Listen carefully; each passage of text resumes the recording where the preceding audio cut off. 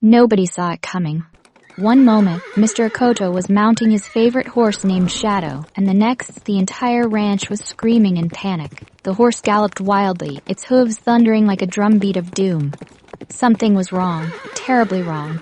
From the window of the grand mansion, Linda stood frozen, her face pale. Simon, her secret lover, whispered urgently beside her. "It's done. He won't survive this." Mr. Akoto clung to the saddle, his voice shouting commands to the horse that wouldn't listen. His usual confidence on horseback was gone, replaced by fear.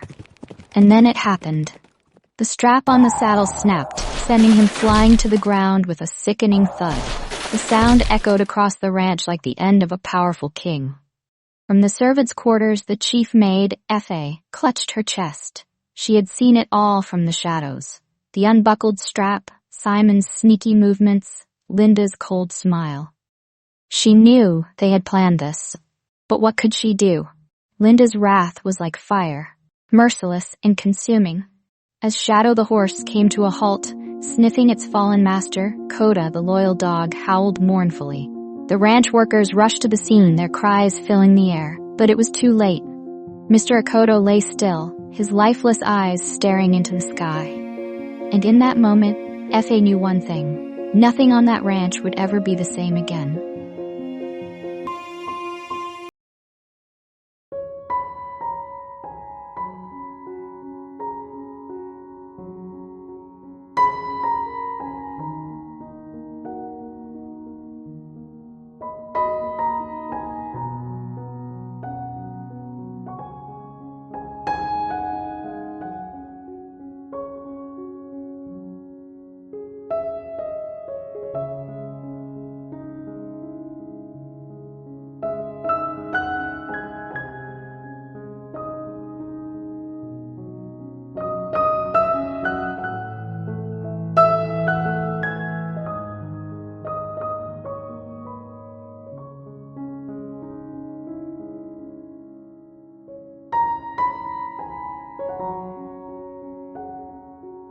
Hour. When the ceremony was over and the guests began to leave, I found myself standing by the stables, staring at the spot where he had fallen. The dirt was still stained, though they had tried to clean it. Koda sat next to me, his head resting on my leg. "I'm sorry," I whispered. The wind picked up suddenly, carrying the scent of rain. For a brief moment, I thought I heard his voice low and familiar saying, "It's not over." It started with whispers. A strange man had been found unconscious by the roadside, not far from the estate. He was brought to the local clinic, where he woke up with no memory of who he was or how he had gotten there. A week later, he arrived at the palace. His name was Adam. Or at least, that's what he said when Linda asked. He was tall, his physique sculpted like a statue, his face strikingly handsome. The staff couldn't stop staring, and even I found myself glancing at him more often than I should. But what truly caught my attention was Koda. The dog, who had been sullen and quiet since the funeral, came alive the moment Adam walked through the gates. Koda ran to him, barking excitedly, his tail wagging furiously. Adam knelt, scratching behind the dog's ears like he had known him for years. Linda, standing at the top of the stairs, watched with a strange intensity. "You'll work here," she announced. "Amma, show him to his quarters." Her tone left no room for argument. Adam settled into the palace with surprising ease.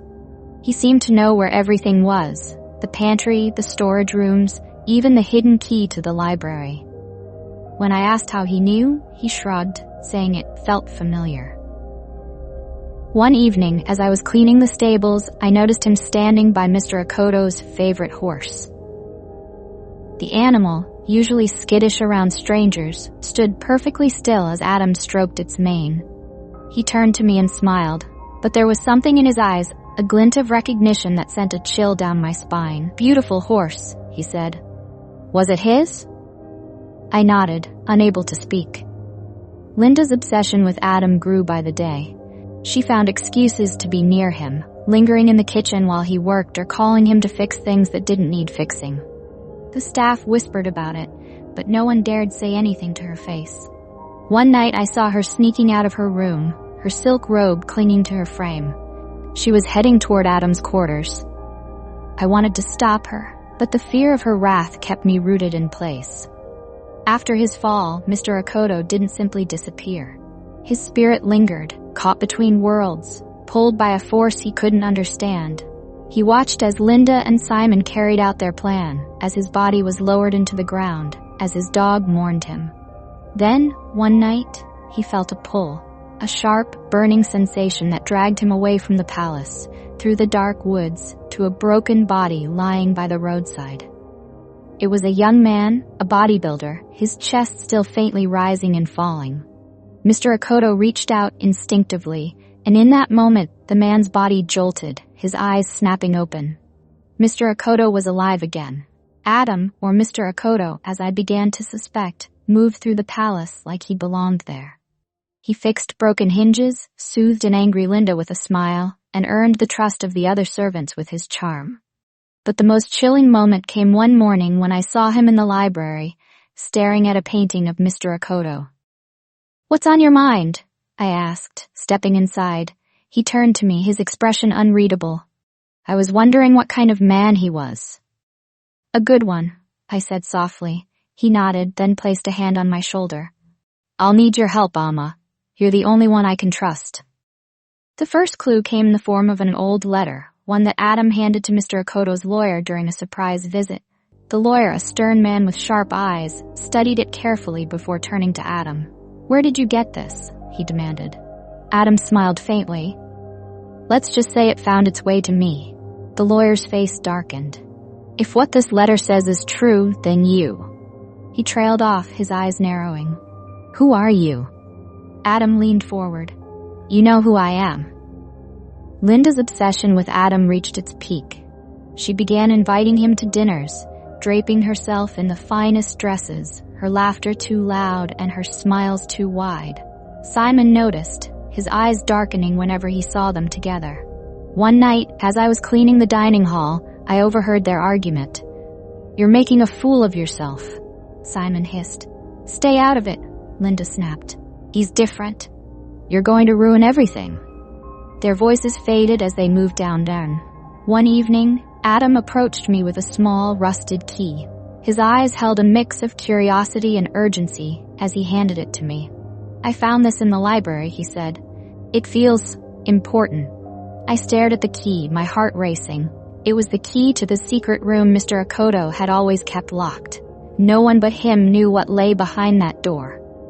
"What do you think is in there?" I asked, my voice barely above a whisper. Adam's lips curved into a faint smile. "Let's find out." Later that night, we crept through the darkened halls of the palace, the key clutched tightly in Adam's hand. When we reached the door, he inserted the key and turned it slowly. The lock clicked, and the door creaked open to reveal a room filled with files, ledgers, and photographs. It was a treasure trove of secrets. One ledger in particular caught my eye. It detailed years of financial transactions and listed Simon and Linda as the primary beneficiaries of several unexplained withdrawals. Adam's jaw tightened as he flipped through the pages, his knuckles white. "This is it," he muttered. "This is what they've been hiding." The next morning, Simon stormed into the kitchen, his eyes blazing. "Who's been in the library?" he demanded, his voice echoing off the walls. I kept my head down, scrubbing the counter furiously. Adam leaned casually against the doorframe, his expression calm. "Why? Lose something?" Simon's gaze snapped to Adam, suspicion flickering across his face. Before he could respond, Coda barreled into the room, barking wildly. He circled Adam, his tail wagging, then stopped to growl at Simon.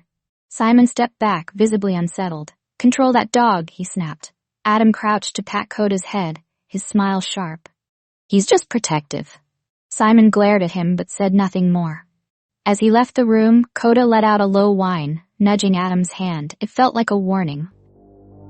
Linda's obsession with Adam took a darker turn. She began leaving gifts outside his quarters, handwritten notes filled with flowery declarations of love. One night, she cornered him in the hallway, her eyes desperate. "I can't stop thinking about you," she whispered, reaching for his hand. You're everything I've ever wanted." Adam stepped back, his expression unreadable. "Linda, you don't know what you're saying." "Yes, I do," she insisted, tears welling in her eyes. "I've made mistakes, but I can change. We can start over." Adam's jaw tightened, and for a moment I thought he might tell her the truth, but instead he shook his head. "You can't erase the past, Linda." Her face crumpled, and she fled down the hall, her sobs echoing in the silence. Adam met with the lawyer again, presenting the ledger as evidence. The lawyer's face darkened as he read through the pages. "This is enough to bring them down," he said. "But it won't be easy. Linda has connections, and Simon is ruthless." Adam leaned forward, his voice low. "We have to try, for Mr. Akoto." The lawyer hesitated, then nodded. "I'll prepare the case." But as Adam left the office, he couldn't shake the feeling that something was off. The lawyer's hands had trembled as he spoke, and his eyes darted nervously around the room. Adam realized too late that the lawyer wasn't entirely trustworthy. Simon's patience snapped. He confronted Adam in the stables, his face twisted with anger. "I don't know who you are, but you're poking your nose where it doesn't belong." Adam met his gaze calmly. "Maybe you should be worried about your own secrets." Simon lunged at him, but Adam sidestepped easily, his years of training and his previous life giving him the upper hand. He grabbed Simon by the collar, his voice cold.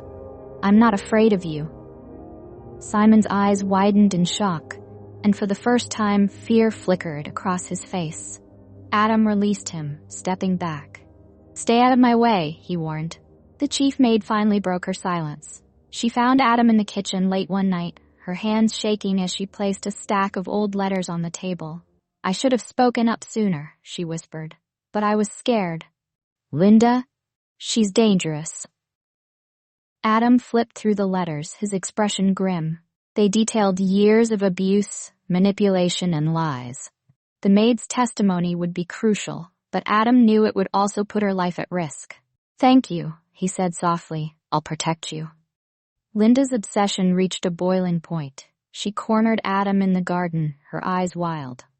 "I know who you are," she hissed. "You're him, aren't you? Akoto." Adam froze, his heart pounding. "What are you talking about?" She laughed, a manic sound that sent chills down his spine. "You can't fool me. The way you look at the dog, the way you know this place, it's you." Adam took a step back, but Linda grabbed his arm, her nails digging into his skin. "You came back for revenge, didn't you?" Before he could respond, a shadow appeared behind her. Simon. His face was a mask of fury as he raised a gun, aiming it at Adam. "If you're really Akoto, then you should have stayed dead," Simon snarled. Linda screamed, her grip tightening on Adam's arm. "Simon, don't," she cried, her voice shaking. Adam's eyes locked on Simon, the gun steady in his hands. But before he could pull the trigger, Koda came charging from the shadows, barking ferociously. He lunged at Simon, knocking the gun from his hand. Simon stumbled, his face contorted with fear. Adam took the opportunity to disarm him completely, kicking the gun far out of reach. Simon glared up at him, seething with rage. "You don't know who you're messing with," he spat. Adam leaned down, his voice low and steady. "Oh, I know exactly who you are." With the evidence gathered from the secret room and the maid's testimony, Adam and the lawyer initiated legal proceedings against Linda and Simon. The case drew public attention. The once revered Akoto Empire now shrouded in scandal. Linda's demeanor shifted from confident to desperate as the trial progressed. She denied all accusations, feigning ignorance about Simon's actions. But the ledger, the letters, and the maid's testimony painted a damning picture. Simon's defense was equally weak. He tried to blame everything on Linda, claiming he was merely a pawn in her schemes. But the jury wasn't convinced. The pressure became too much for Linda. One night, she was found in her quarters, muttering incoherently about Adam and Akoto. "He's haunting me," she whispered to herself, pacing the room. Her obsession with Adam had turned into paranoia. She accused the staff of spying on her, throwing fits over the smallest things. Her once polished facade was crumbling, and everyone in the palace noticed. Adam watched from a distance, his resolve hardening. He couldn't let her off the hook, not after everything she'd done. Simon, realizing his fate was sealed, attempted to flee. Late one night, he packed a bag and tried to slip out unnoticed. But Coda caught his scent and alerted the guards. They apprehended him at the palace gates, dragging him back in chains. Adam confronted him in the main hall, his expression cold.